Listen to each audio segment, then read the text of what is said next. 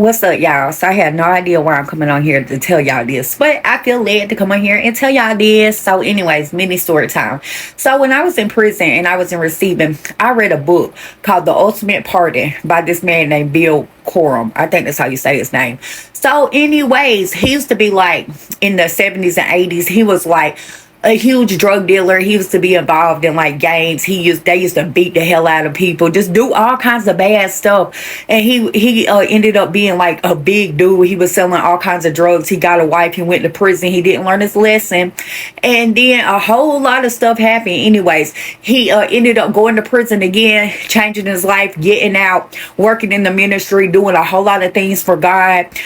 He really helped move a lot of people, and then he wanted to help. He helped build like a special jail to help inmates to be able to serve better sentences and get out and do all kinds of stuff. He ended up getting the ultimate pardon. He got like a pardon on his charges, and then he got to leave the country and become a missionary. All right, so he was a missionary, and he was in this part of Africa. I can't remember what part of Africa, but he was in a part of Africa, and it had been a drought for like 7 years. It had never rained in this part of Africa. Okay, they was over there digging like some kind of ditch system. I don't know, they were digging these like trenches or whatever they were to try to get some clean water to the people, because it had been a drought for so long that they didn't have no water, and they were over there telling people about Jesus. Okay, so they had this house that they stayed in. It was like a safe house and a prayer house, and people stayed. They would take like turns 24 hours a day. There was always some African ladies or men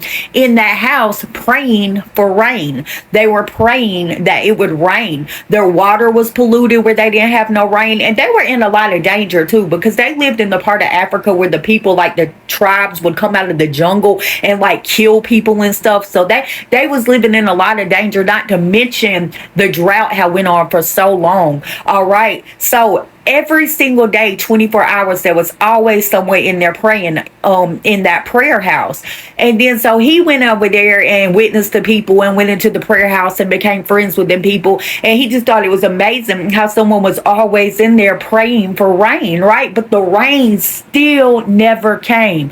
Well, he came home, and then like some other missionaries, some people that he knew, it was like a child, a mother, a father, and maybe someone else went over there, and they were in the house, and they would go in there too and pray for the rain while they would help these people try to get water, right? And one day people came out of the jungle and came into the prayer house and slaughtered every single one of them, slit their throats and killed them.